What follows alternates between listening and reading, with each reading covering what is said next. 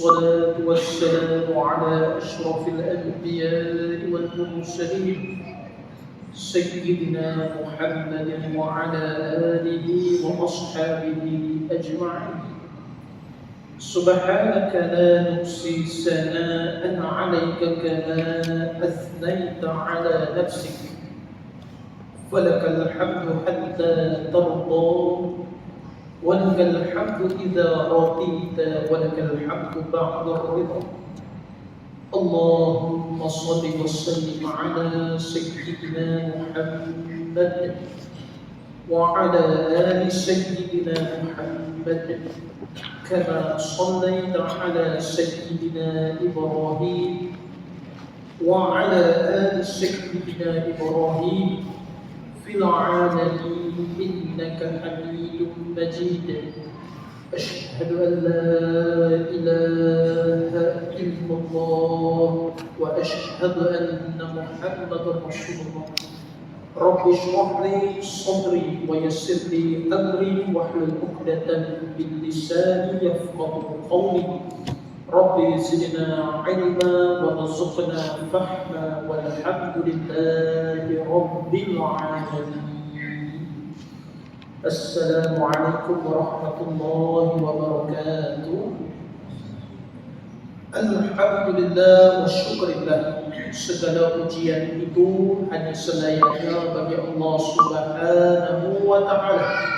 Selawat dan salam marilah sama-sama kita sampaikan kepada junjungan besar Nabi kita baginda Nabi Muhammad sallallahu alaihi wasallam wa ajma'in, dan kepada seluruh ahlul bait yang berbahagia, dimuliakan, diraikan, kepada seluruh barisan kepimpinan ahli jawatan kuasa masjid, seterusnya barisan-barisan imam, hadirin muslimin muslimat, ibu-ibu, ayah-ayah yang dirahmati oleh Allah Subhanahu wa ta'ala sekalian. Semoga pada malam yang penuh dengan keberkatan dan kemuliaan kita memohon kepada Allah di dalam berkatnya majlis ilmu ini. Yang pertamanya kita memohon keampunan terutamanya pada diri kita. Semoga Allah mengampunkan tiap-tiap dosa yang dilakukan oleh kita, sama ada dosa yang kecil ataupun dosa yang besar. Mudah-mudahan Allah Subhanahu wa ta'ala mengampunkan dosa kedua ibu dan ayah kita, mereka yang telah melahirkan, yang telah membesar, yang telah mendidik kita ini menjadi insan yang berguna. Alhamdulillah. Dilambangkan kubur bagi mereka, diluaskan dan diterangi cahaya kubur dengan Al-Quran. Mudah-mudahan Allah Subhanahu wa ta'ala mengurniakan kepada kita kematian husnul khatimah wa la takhtim alaina ya Allah, dan kita memohon kepada Allah supaya dijauhkan kematian su'ul khatimah. Mudah-mudahan Allah Subhanahu wa ta'ala mengurniakan kepada kita syafaat baginda Nabi Muhammad sallallahu alaihi wasallam di yaumul akhirah. Mudah-mudahan Allah Subhanahu wa ta'ala memilih kita untuk memasuki ke dalam syurganya bersama rahmatnya, dan dijauhkan daripada segala siksaan azab api nerakanya. Amin ya rabbal alamin. Alhamdulillah wa syukurillah. Segala pujian hanyalah selayaknya bagi Allah. Syukur yang tidak terhingga dipertemukan kita pada malam ini. Kuliah kita pada bulan 12 pada tanggal hari ini adalah 19 hari bulan 12 tahun 2023, bersamaan dengan kalender Islam 7 Jamadil Akhir. Ya, kita kini berada pada bulan Jamadil Akhir, setelah mana kita menyambut ketibaan Muharram, Safar, Rabiul Awal, Rabiul Akhir, Jamadil Awal. Kini kita berada pada bulan Jamadil Akhir. Setelah Jamadil Akhir ini kita akan memasuki Rajab Sya'ban, dan seterusnya adalah bulan Ramadan. Maka inilah bulan yang begitu dinantikan oleh kita semua, ya, yang dinantikan oleh seluruh orang mukmin dan mukminat. Maka adakah sampai kita pada Ramadan tahun ini? InsyaAllah, semoga Allah memberikan kepada kita ini keberkatan umur yang panjang, kesihatan yang baik, agar dipertemukan bersama Ramadan tahun ini dan tahun-tahun yang akan datang. Itu yang pertama.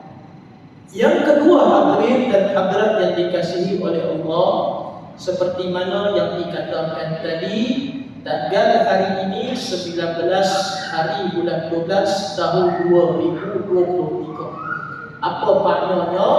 Kurang daripada beberapa minggu lagi kita akan memasuki tahun 2024. Maka telah lengkap perjalanan kita satu tahun ini.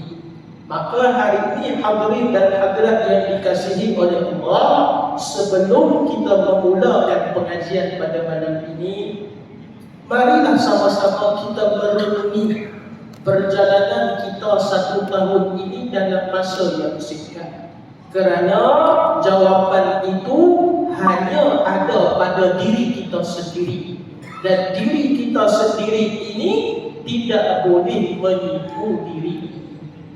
Kita boleh suruh daripada isteri, daripada ibu dan ayah, daripada anak-anak, daripada kawan-kawan, tetapi pada diri sendiri ini kita tak mampu nak menyuruhkan kebenaran. Kerana hanya diri kita sahajalah yang tahu apa yang telah kita lakukan.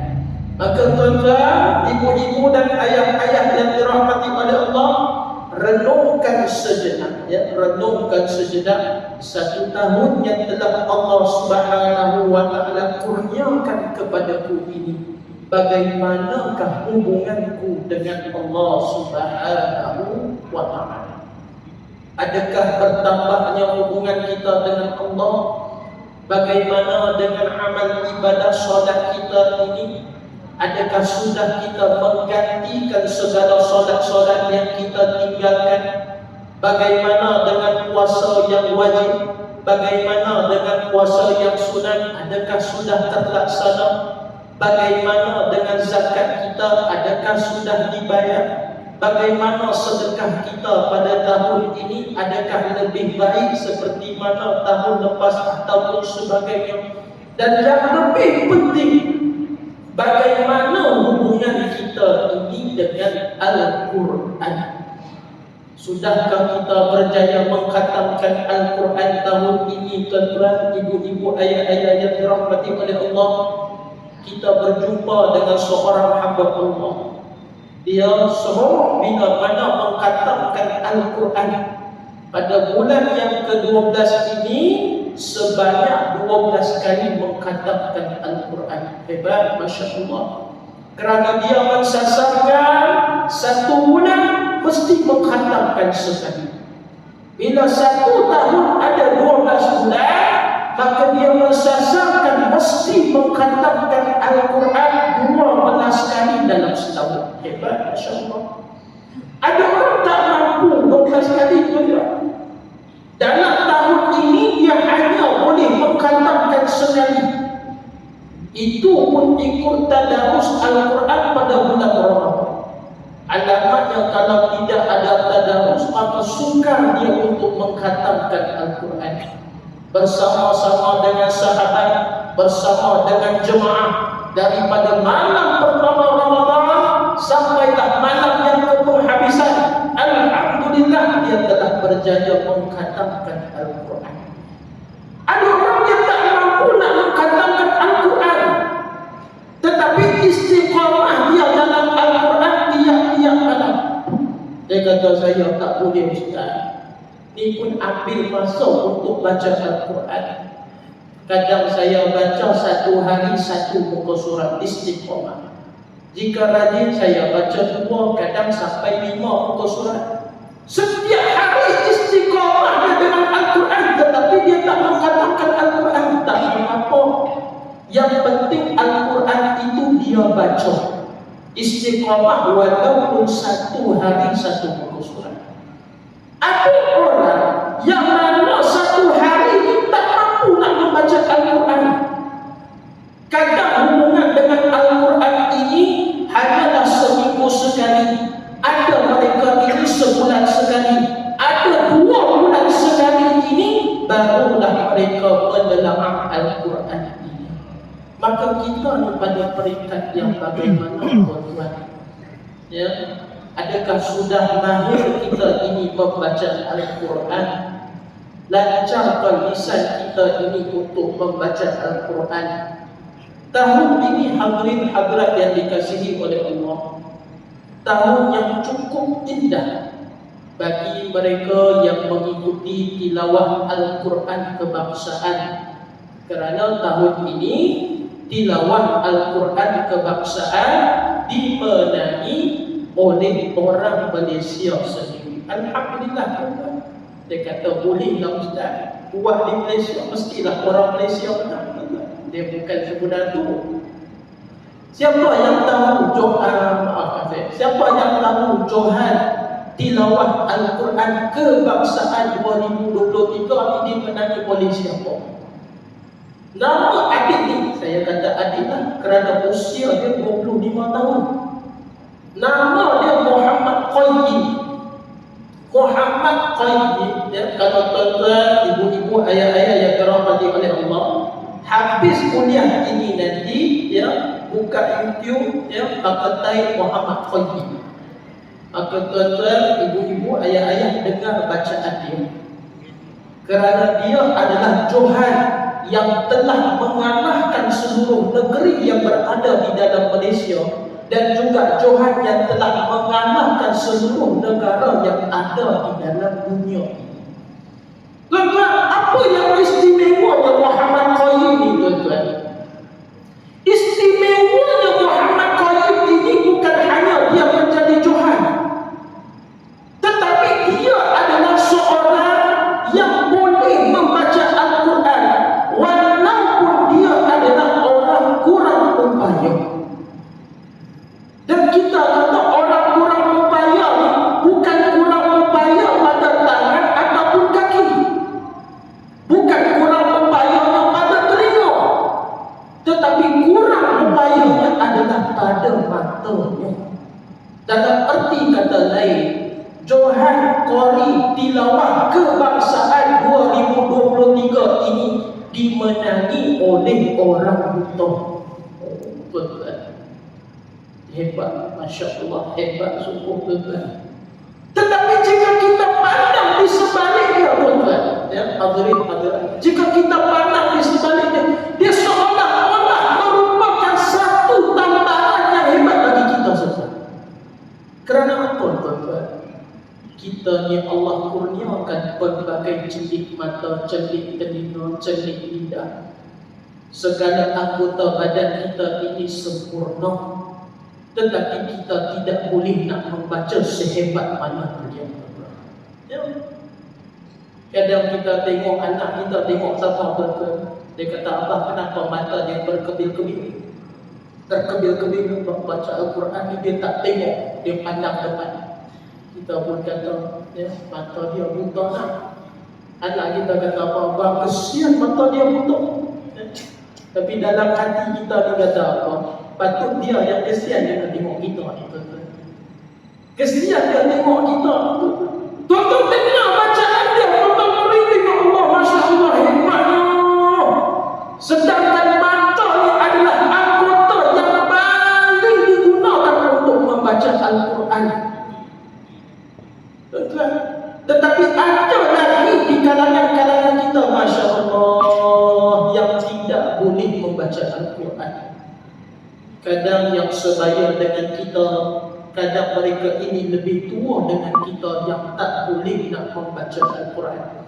Kerana hidup mereka ini penuh dengan alasan. Hidup mereka ini penuh dengan kata tidak mahu dan tidak. Maka mereka meletakkan tembok tidak. Mereka meletakkan tembok tidak mahu. Mereka meletakkan tembok segala kemalasan ini. Maka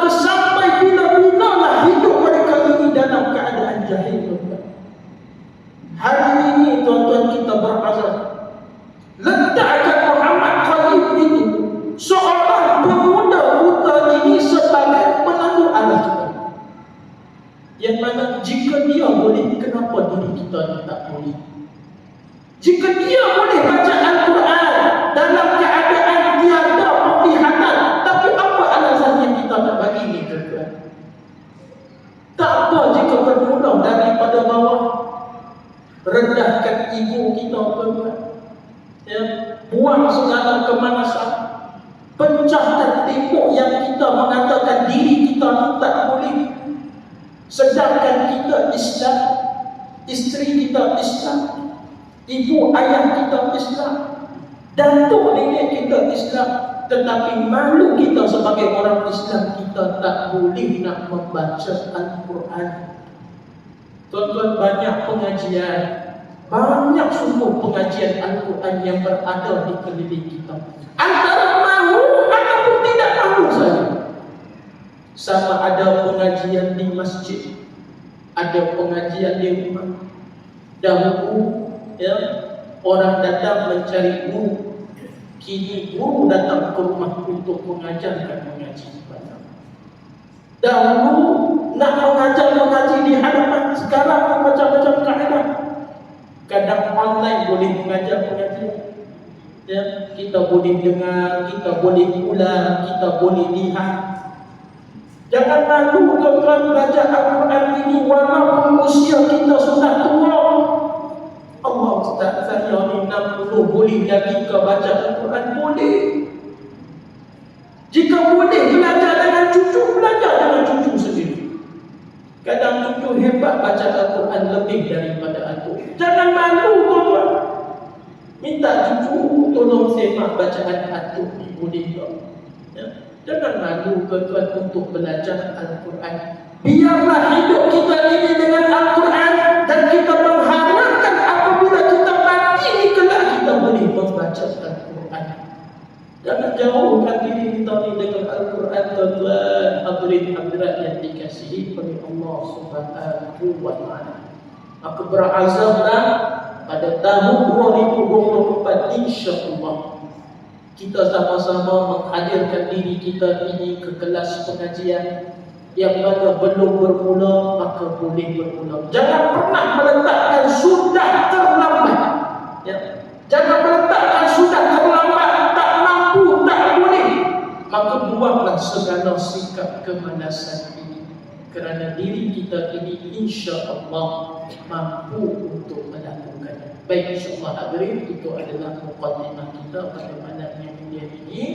Maka marilah sama-sama kita menyambung pengajian kita ini pada hadis Nabi sallallahu alaihi wasallam yang kedua, yakni hadis tabungan pada orang yang mati syahid. Pada kuliah kita yang lepas kita telah mendengarkan golongan yang tidak disolatkan jenazahnya oleh baginda Nabi Muhammad sallallahu alaihi wasallam. Siapakah jenazah mereka ini yang tidak disolatkan oleh Nabi sallallahu alaihi wasallam? Mereka yang terkorban di dalam medan Uhud ini.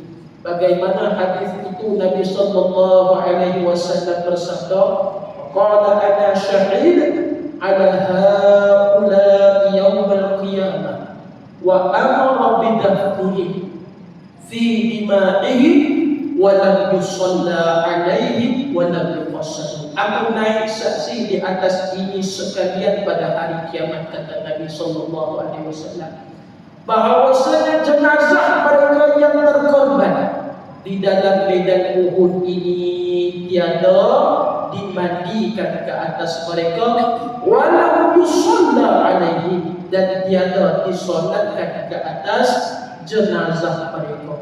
Maka itulah kemuliaan bagi orang yang mati syahid mereka ini di dalam peperangan.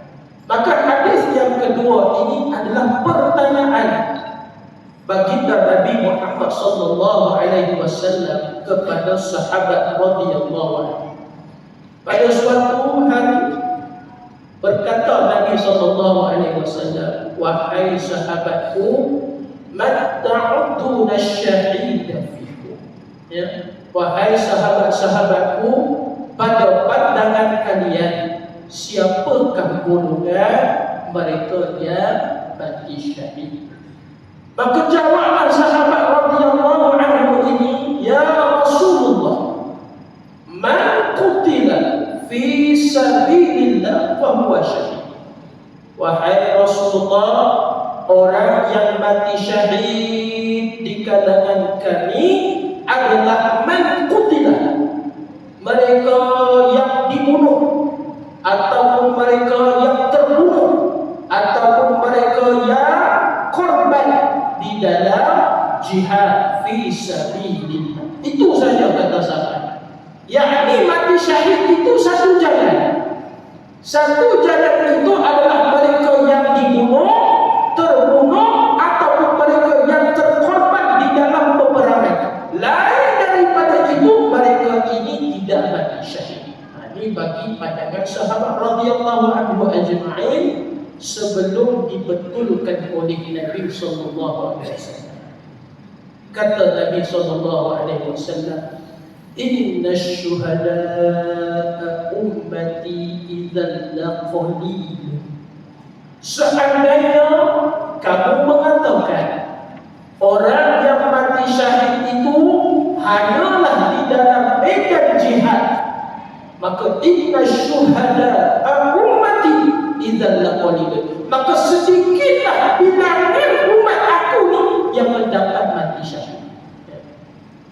Seandainya kamu mengatakan nak mendapat mati syahid ini mestilah berjihad, mestilah berperang, maka sekiranya tidak berperang kamu tidak mati syahid, maka inna syuhada'a ummati idzal laqalil, maka sedikitlah bilangan umat aku ini yang sebenarnya mati syahid. Hadis ini Nabi sallallahu alaihi wasallam nak menjelaskan mati syahid itu bukan hanya di dalam medan jihad semata-mata. Ya. Adakah kita dituntut untuk berjihad ni tuan-tuan? Sekarang adakah dituntut untuk kita ni berjihad? Sepanjang mana kehidupan tuan-tuan dan saya ni, pernahkah kita mengangkat senjata berperang dengan golongan-golongan kufar? Tak pernah tuan-tuan. Hujan kan? InsyaAllah hujan tuan-tuan ya. Maka alamat yang kuliah kita sampai 10.30 halaman. InsyaAllah. Bismillahirrahmanirrahim. Allahumma shalli ala semoga hujan yang turun ini membawa keberkatan dan kebaikan kepada kita semua insyaAllah. Maka hari ini kita sambung pengajian kita. Maka adakah dituntut untuk kita berjihad menentang golongan-golongan kufar? Kita duduk dalam satu negara alhamdulillah yang aman, damai, makmur, sejahtera. Di dalam negara kita ini bukan hanya ada satu bangsa, tetapi ada Cina, ada India, Kadazan, Buzul, Sikh, Bidayuh dan sebagainya. Walaupun kita duduk dalam satu negara yang majmuk, tetapi kita tidak dituntut untuk memerangi golongan-golongan kafirin ini. Ya, dia tidak sampai satu tahap kita marah untuk kita memerangi mereka. Kerana alhamdulillah setakat hari ini keamanan itu masih lagi ada. Dan ini kita mengharapkan keamanan berterusan sampai bila-bila. Ya. Amat kita tuan-tuan, sewaktu mana kita datang ke surau kita tidak dihalang, tidak dibanding batu, tidak dicemuk. Malah ketika mana azan dilakukan, bukan hanya di Masjid Bukit Indah, tapi bersautan azan ini pada seluruh kawasan Ampang kita. Katakanlah ya, pada hari ini azan maghrib tak kedengaran di dalam masjid kita. Ya, speaker rosak contohnya. Tetapi masih lagi azan itu kita boleh dengar kerana semua di kawasan-kawasan Ampang ini, mana seluruh negeri Selangor ini masih lagi melakukan azan. Dia tak ada yang dikatakan kita nak menunaikan ibadah ini ada halangan, tidak ada. Alhamdulillah tuan-tuan. Maka tiada dituntut untuk kita ni berjihad menentang golongan-golongan kafirin. Dan kita bukan seperti mana negara Palestin, yang mana kita tahu negara Palestin kini mereka sedang berjihad. berperang dengan golongan Yahudi Zionis Israel. Dan semua mereka yang mati terkorban di sana, baik kanak-kanak, wanita, orang tua, dewasa, siapapun mereka yang muslim, ada mereka mati di bumi Palestin, semua mereka itu termasuk dalam mati syahid. Kerana mereka mempertahankan apa, tuan-tuan? Mereka mempertahankan nyawa mereka, mempertahankan keluarga mereka, mempertahankan tanah air mereka, dan mempertahankan agama Islam mereka. Maka semua mereka yang terkorban di bumi Palestin, semualah yang muslimin, muslimat, mukminin dan mukminat, maka termasuk mereka ini dalam kalangan orang yang mati syahid. Tetapi kita ni, tuan-tuan, bagaimana nak mendapatkan mati syahid ini? Adakah menjadi satu idaman kepada kita ini untuk mati syahid? Ya, tuan-tuan. Maka kata baginda Nabi Muhammad sallallahu alaihi wasallam, "Wa man mata fi sabilillah fa huwa syahid."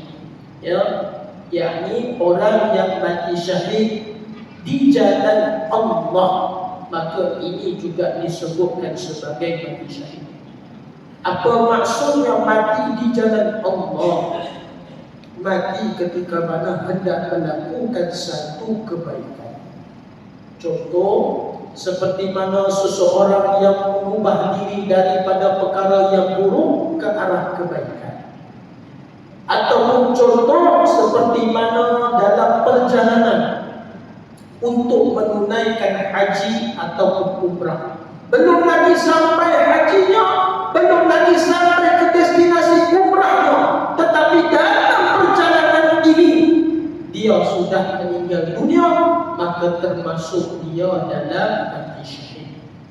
Bila cerita berkenaan dengan umrah ni, tuan-tuan, baru-baru ni ada satu jemaah kita lah meninggal dunia, tuan-tuan, seorang hamba Allah Subhanahu wa taala, yang mana beliau ini adalah orang miskin, tetapi impian dia yang besar, impian dia hendak pergi menunaikan ibadah umrah.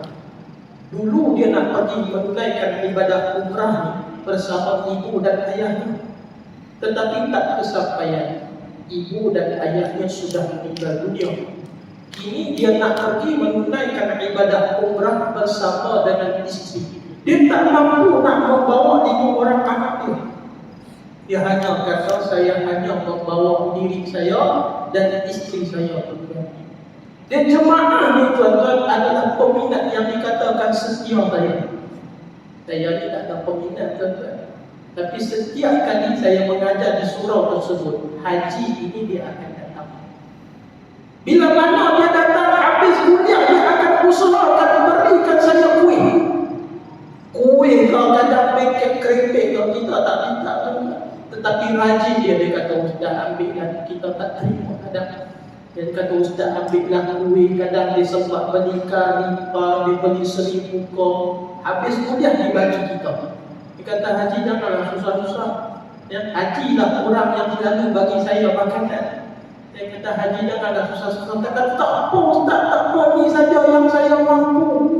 Ya, dia kata, ustaz, insya-Allah, ini kisah ni pada bulan 10. Dia kata, ustaz, insya-Allah bulan 12 saya akan pergi menunaikan ibadah umrah. Ustaz, tolonglah doakan saya. Ustaz, saya kata, insya-Allah ni, insya-Allah. Ya, insya-Allah haji yang sepatutnya doakan untuk saya. Dia kata, ustaz, bulan 12 ini adalah umrah saya untuk pertama kali. Ya. Umrah saya untuk pertama kali dan bersama dengan isteri saya. Sungguh dia teruja ni, tuan-tuan, nak pergi tunaikan ibadah umrah bulan 12. Bulan 10 dah bagi tahu kepada saya. Dia tunjuk gambar tiket penerbangan dia yang sepatutnya dijadualkan berlepas 23 hari bulan 12 tahun ini. Dia tunjuk gambar tiket dia, ustaz, ni tiket saya. Bulan lepas, tuan-tuan.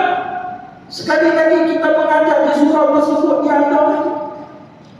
Kali ini dia tunjukkan barang-barang yang sudah dia beli untuk menunaikan ibadah umrah.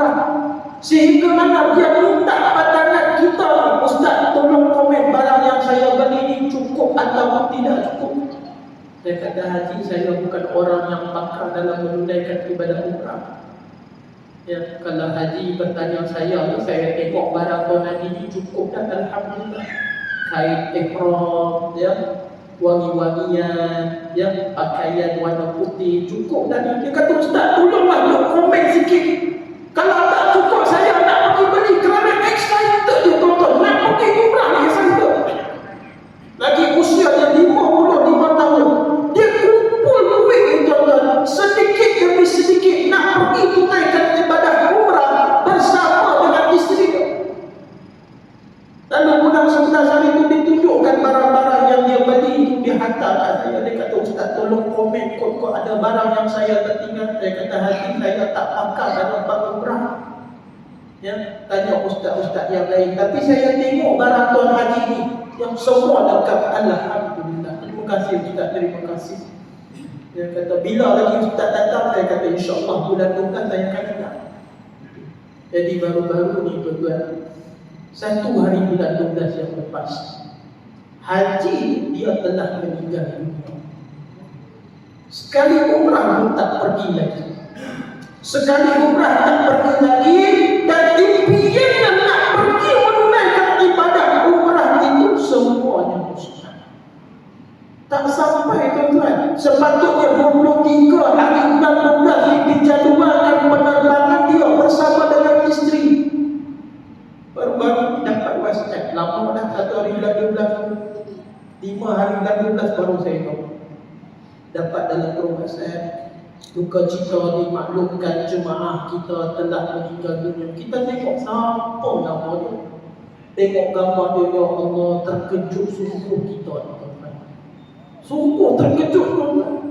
Kerana teringat perbuatannya, teringat impian dia nak pergi tunaikan ibadah umrah. Tetapi inilah balasan yang Allah berikan kepadanya di atas impian dan cita-cita itu. Allah Subhanahu wa ta'ala menguatkan kepadanya dalam kematian yang syahid tuan-tuan. Dia bukan semua orang mampu nak menunaikan ibadah umrah tuan-tuan. Ada orang mengumpulkan duit sedikit demi sedikit demi mencapai impian yang nak melihat Kaabah seumur hidup ini. Ada orang yang banyak duit tetapi belum tentu lagi menunaikan ibadah umrah tuan-tuan. Maka inilah yang dikatakan satu mati yang cukup-cukup indah bagi haji, yang mana selalu saya kata haji kuih ni boleh. Kenapa selalu datang ni memang akan sedia hidangan kuih yang walaupun kita tak minta tetapi dia tetap akan bagi. Sedih ni tuan-tuan, sungguh sedih. Ya, saya Allah titis air mata. Sempatlah kita berjumpa dengan isteri arwah, ya, sampaikan takziah. Dia kata, Ustaz, ni tiket kami sekarang ni haji telah meninggal dunia, saya tak boleh nak pergi dah. Sekarang ni saya tak boleh nak pergi dah, ya, sebab haji dah meninggal dunia.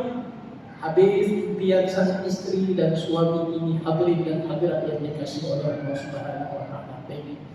Yang kedua kata baginda Nabi sallallahu alaihi wasallam, wa man mata fi ta'uni fa huwa syahid.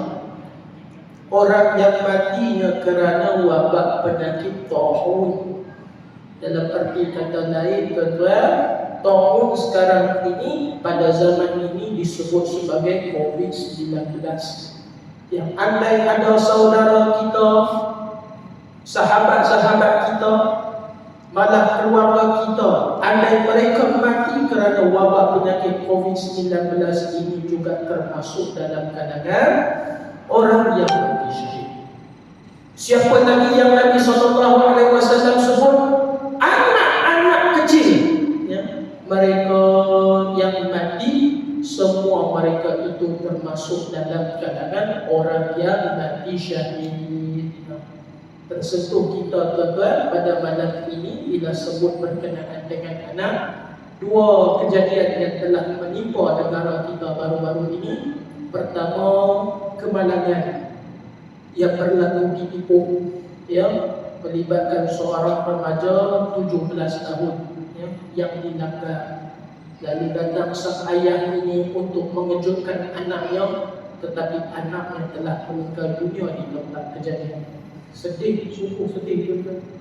Yang kedua, dan tuan-tuan mengetahui dan saya pun mengetahui tentang adik Zaid Ranjit yang asalnya didapati lemas, ya, bila dihidupkan.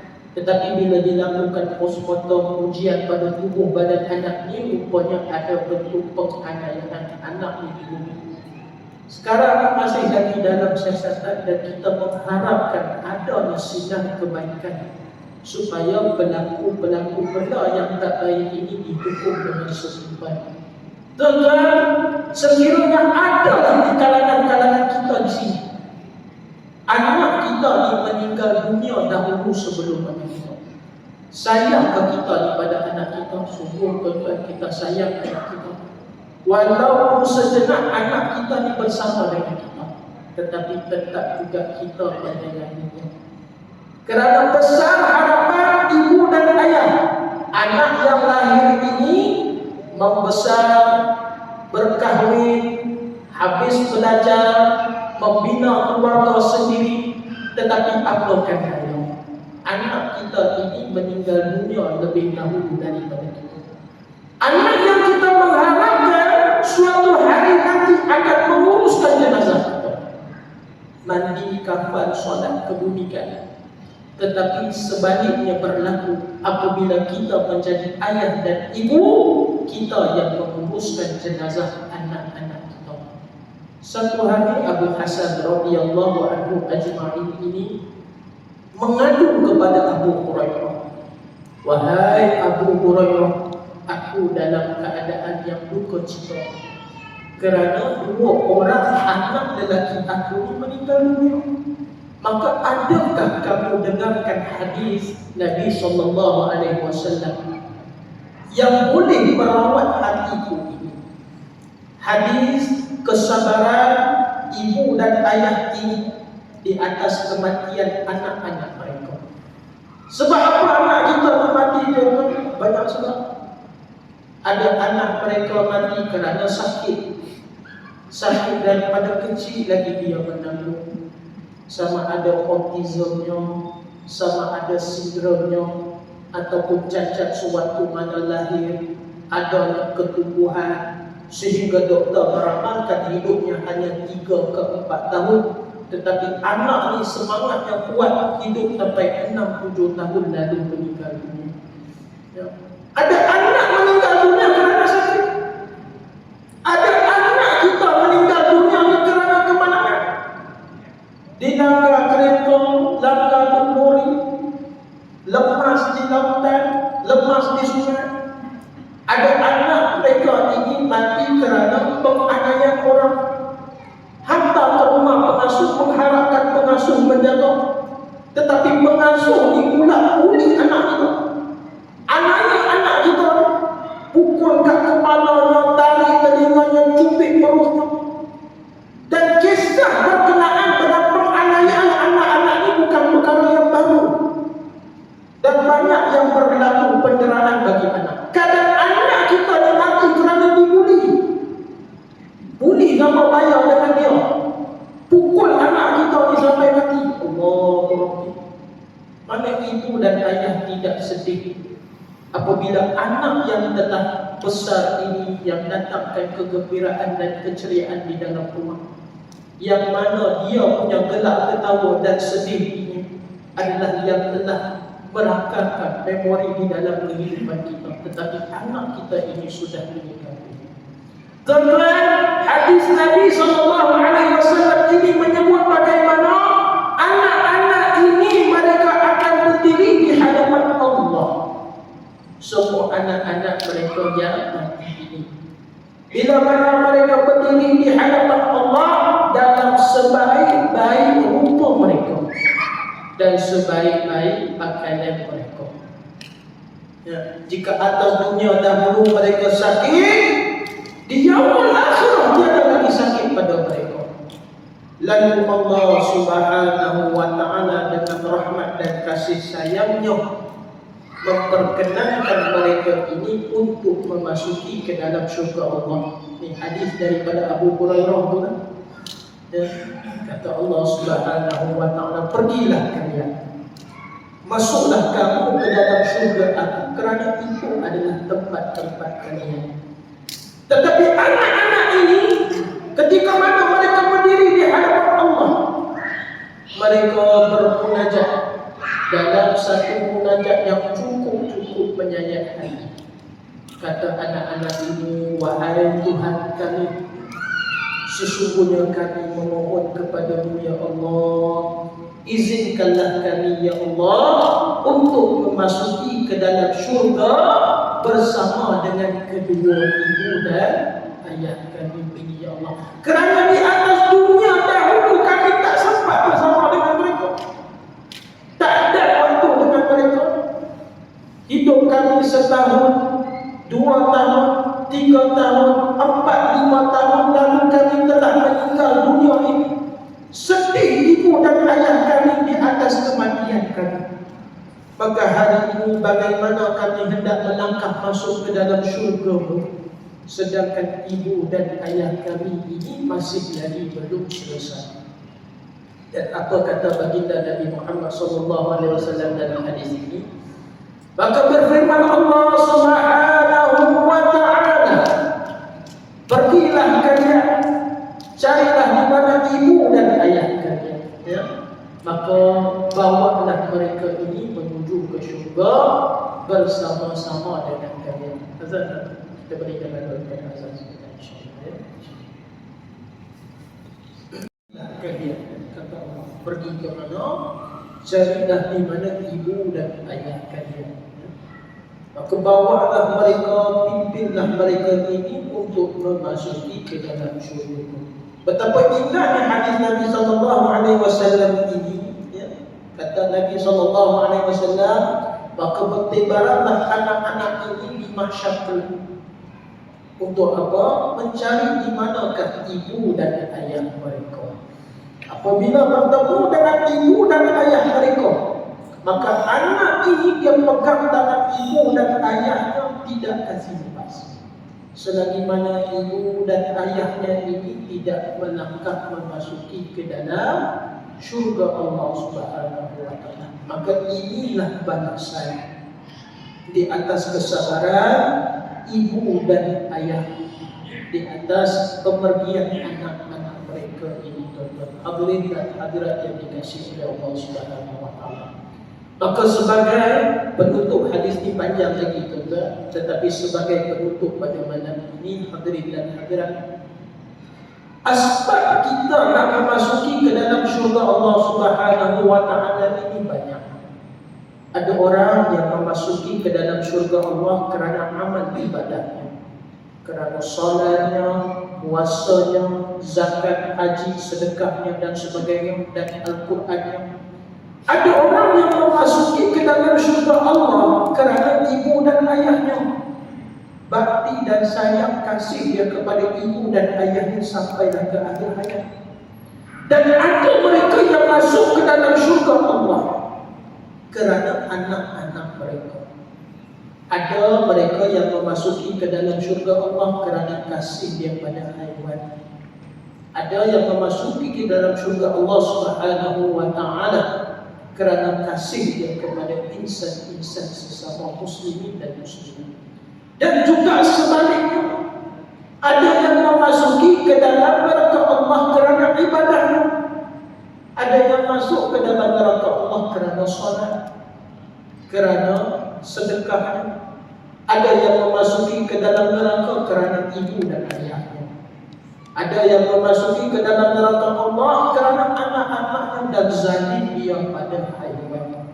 Maka hadirin hadirat yang dikasihi oleh Allah, selagi mana ada garis kebaikan untuk dilakukan, walaupun halus saja kebaikan itu, tiada nilai pada pandangan manusia, maka lakukanlah kebaikan itu. Kerana setiap amal kebaikan yang dilakukan oleh kita ini pasti akan dinilai oleh Allah Subhanahu wa ta'ala. Baik hadirin hadirat yang dikasihi oleh Allah Subhanahu wa ta'ala, kita akan mengakhiri kuliah kita pada malam ini dengan menyambung pengajian kita pada bulan hadapan ataupun tahun hadapan. Maka hadirin, di akhir kalam kita pada tahun ini, saya ingin mengucapkan kemaafan sekiranya ada kasar bahasa, tuliskan perasaan, kata-kata yang kurang menyenangkan. Maka telah lengkap pengajian kita di 1 tahun ni tuan-tuan. Alhamdulillah kejam celik masa berlalu dengan begitu pantas. Semoga tuan-tuan, ibu-ibu dan ayah-ayah yang dirahmati oleh Allah kekal istiqamah berjemaah. Datanglah ke masjid, hidupkan jemaah pada 5 waktu jika mampu. Jika tidak mampu 5 waktu, maka hadirlah 4, 3, 2 ataupun 1. Jangan pisahkan diri kita ini dengan masjid tuan-tuan. Jangan pisahkan diri kita ini dengan jemaah. Maka istiqamahlah tuan-tuan dalam mencari ilmu agama. Sungguh kita berada pada akhir zaman, zaman yang cukup-cukup menakutkan dan membimbangkan lebih kepada generasi anak-anak kita. Maka terapkanlah di dalam hati anak-anak kita ini kenal Allah Subhanahu wa taala melalui ilmu, kenalnya nabi-nabi mereka, kenalnya yang dikatakan segala-gala ilmu yang boleh kita berikan kepada mereka. Maka hadirin hadirat yang dikasihi oleh Allah Subhanahu wa taala, insya-Allah banyak umur berrezeki kita akan bertemu pada bulan kita yang akan datang insyaallah. A'udzu billahi minasy syaithanir rajim. Bismillahirrahmanirrahim. Ya Allah ya Rahman ya Rahim.